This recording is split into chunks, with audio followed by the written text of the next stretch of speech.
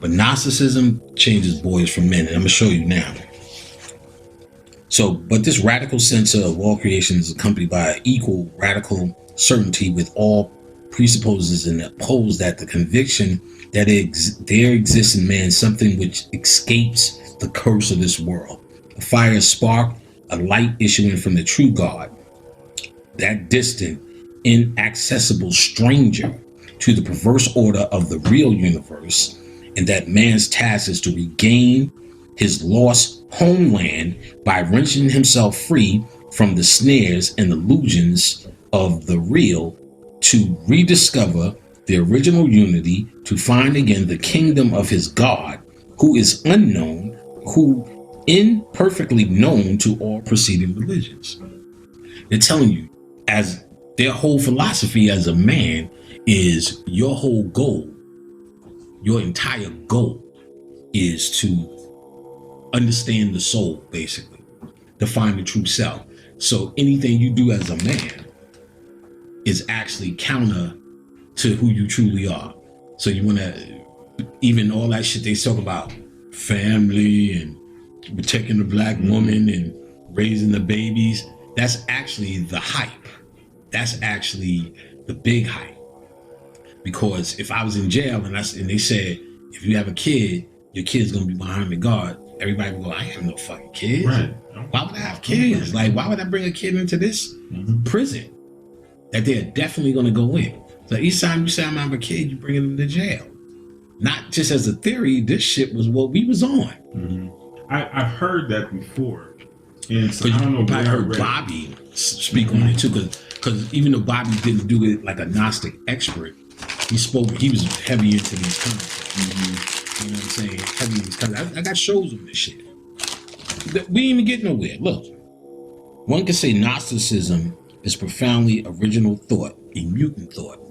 So they're saying your thought is now the mutated thought, the changed thought. So when they say the X-Men's are mutants, Gnostic thought. They're trying to tell you, they're connecting these concepts, or we don't see these concepts. The X-Men are just cool. But they're saying this new thought, which was what, not Professor X, the other one, Magneto was saying was true. He was pro-mutant, or mutant thought. Gnostic, or the Gnostic concepts that's counter humanity is the same thing.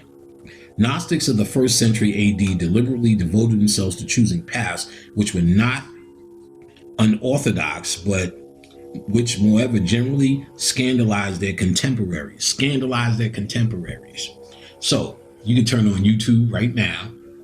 Got a whole bunch of motherfuckers. This is what we should be doing as black people. That one motherfucker that's talking different from them would be the same concept as Gnostic thoughts. So when everybody was talking pro-humanity, these motherfuckers even then was talking, this shit is a curse, this shit is a debauchery, this is a mistake, this is a flaw, you are in prison, there's a deity that's over you that you're worshiping that's laughing at your ass. This place is imperfected. It's either, why would he make a place that has the potential for evil? That's evil, just the potential for evil.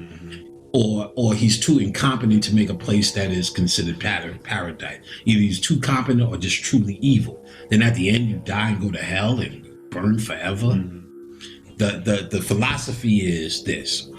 The great mother had sex. She had this bastard child, and as an embarrassment threw it in the abyss. This bastard child, seeing what was above it out of the act of jealousy, created this place, the firmament to rest his feet, the astral world for his mind. Then he started creating creatures to worship him because of his ego. And one of those creatures was a man, just another animal like every other motherfucking animal.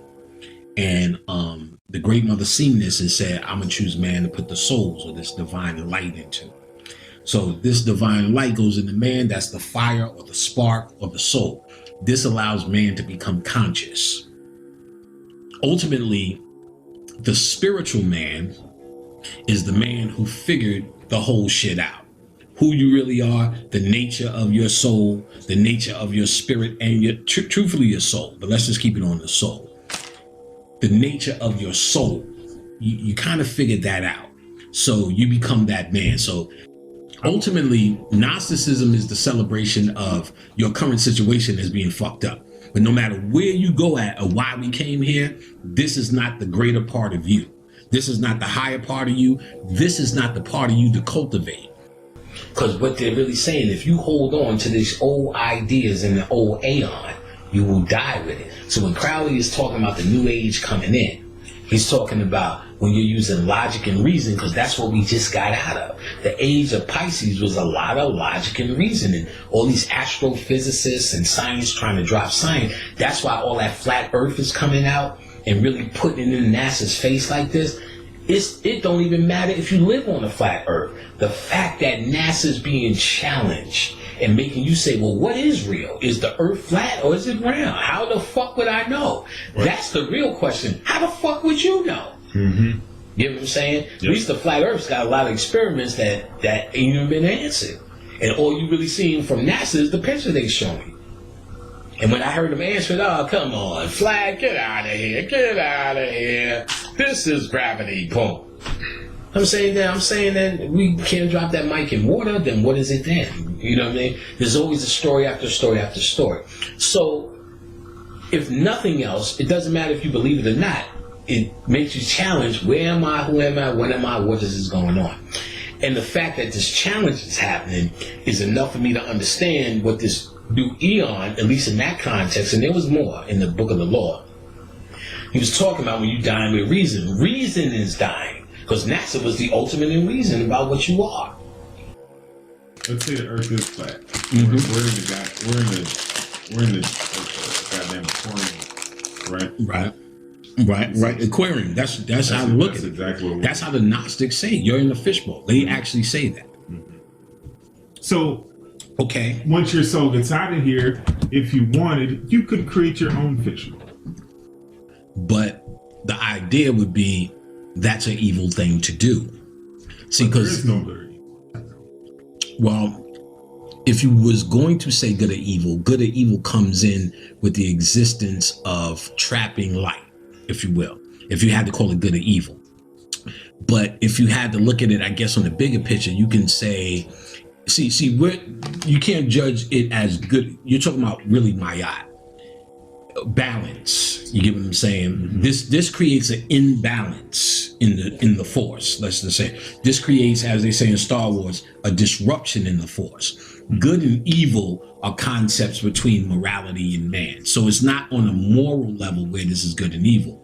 This is a something that if I put a spoiled banana with the rest of the bananas, it's not good or evil. We're just adding something that's going to fuck up the whole batch. Mm-hmm. So let's look at why fuck up the whole batch. Why would you take light and put it in your fishbowl and do the same thing that you're trying to get out of? Mm-hmm. It's just, I don't want to go even as far as say it's counterproductive as much as it's more on the level of... It's like going back to elementary school or something. No, it's just creating more disturbance. Serves no purpose. Mm-hmm. The whole Gnostic story is the great mother had sex basically without the holy or divine spirit's acknowledgement or out of system. So it's basically saying this is a mistake. This is an embarrassment, this whole thing. So in this lower abyss, so in this fishbowl that we in is actually in the lower abyss. So what's going to be the work you're doing when your light or your conscience, but she's saying this ignorance that was happening in this fishbowl, we're going to send consciousness down there. She's sending down the souls. Now, man is now conscious that he's a man. And in this whole historic story we got of man building civilizations, climbing to these heights, because not coming from monkeys, but your consciousness, and all they was doing, and they'll show you that them chrono magnets and whatever, all they doing was eating, shitting, and playing cave games. Yeah. And that's what every animal does. All an animal is trying to do is survive in its kingdom. So when you have black people talking about, we need to do this, we need better jobs, we need better this for our women, better this for our grandparents, we need to do this for our kids, and better schools, and better housing, better business practices, better bank loans, and just overall better shit. Mm-hmm. All you're talking about is animalistic behavior, because that's all the animal wants to do. Yeah. A monkey wants to get the most bananas it could get in a day. Give them saying the most red ashes it can hump and the most bananas it could get in a day. And stay the fuck off of my tree, nigga. We asking for the same shit. That's the animal level. The soul is interested in raising up, rising out, wanting to know why. Why is it? What is this bullshit? So that is the soul talking, spirituality. And that's what the Gnostics were saying is real, trying to cultivate. So when you hear about this new flat earth theory shit, it kind of lines up with a lot of shit. Well, they got 200 proofs on it. 200 proofs on it. Choosing paths which were not only orthodox, but which moreover greatly scandalized by their contemporaries. To create in man a true consciousness, which would permit him to impart to his thoughts and deeds the permanence and rigor necessary to cast off the shackles of this world. Even though they call them the shackles of this world. Fucking says a lot. To surrender oneself to wait to increase it in all senses of the term by absorbing food or by procreating, weighing down the world with successive births, is to collaborate in its unhappy destiny to ratify the primordial fall. They say just the fact that you eat is an act of evil. Something must die for you to eat. That vegetarian shit, no. Plants, I thought you said plants were alive. Right. Yeah, they die. They're dying for you.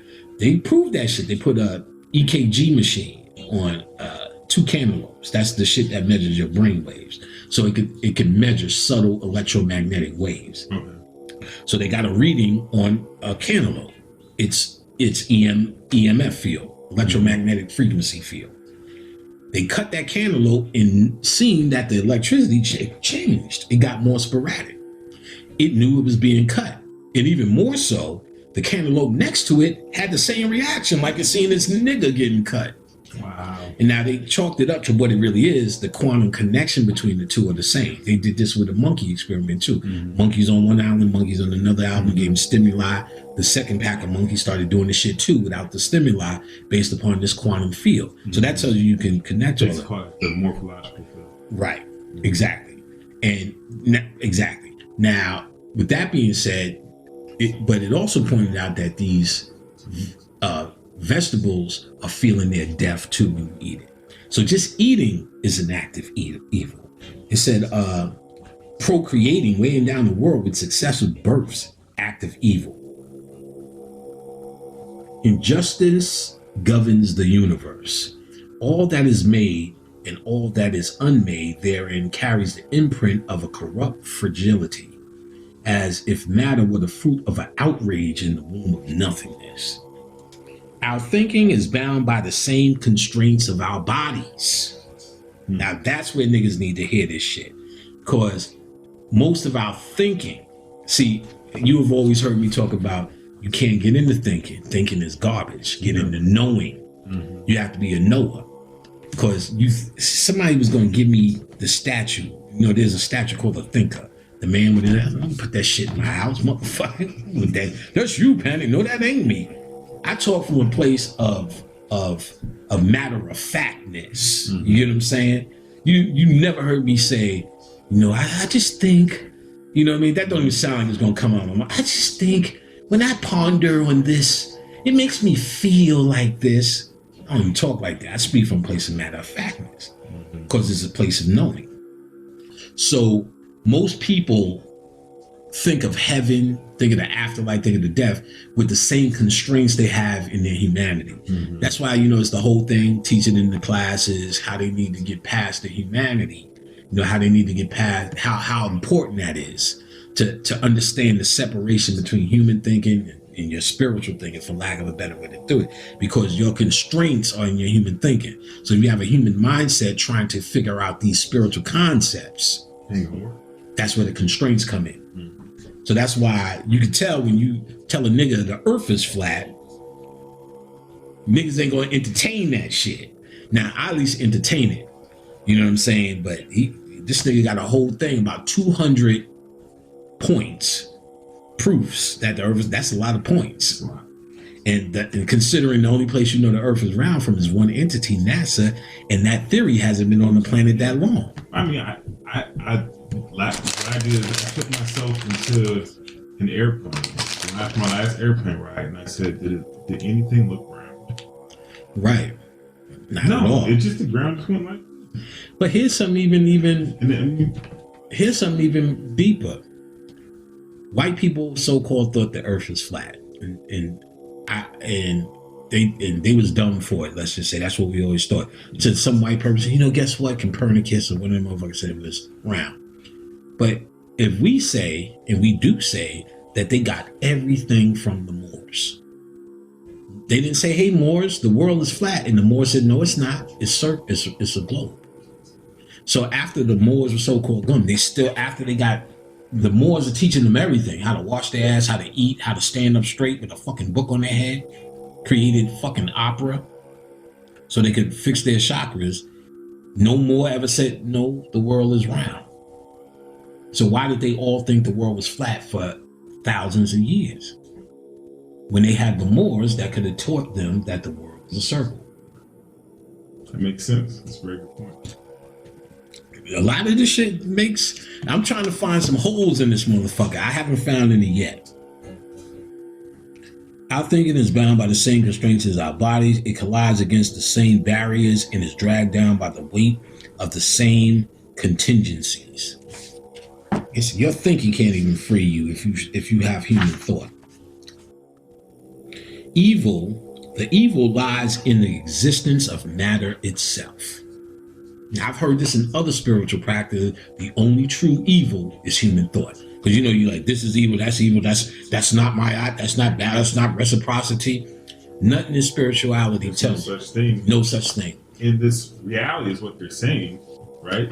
They're saying, even in the cosmic reality, when looked from the entirety of all existence, the only thing that can be considered evil is matter itself. Not what you do in matter. We're like, well, how you act or behave in matter.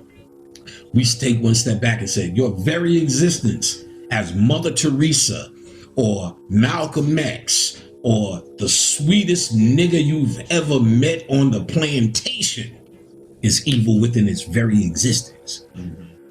This is hot shit that they teach you straight up, because that sets the precedence for everything you look at. Now when you look at Zeus and you find Zeus is playing with people, tricking people, raping people, you're like, oh, I get it.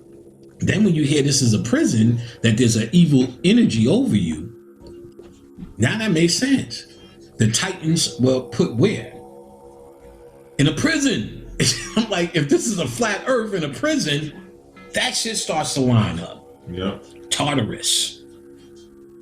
I'm like, yeah, they're locked in this prison. And these gods sit over you.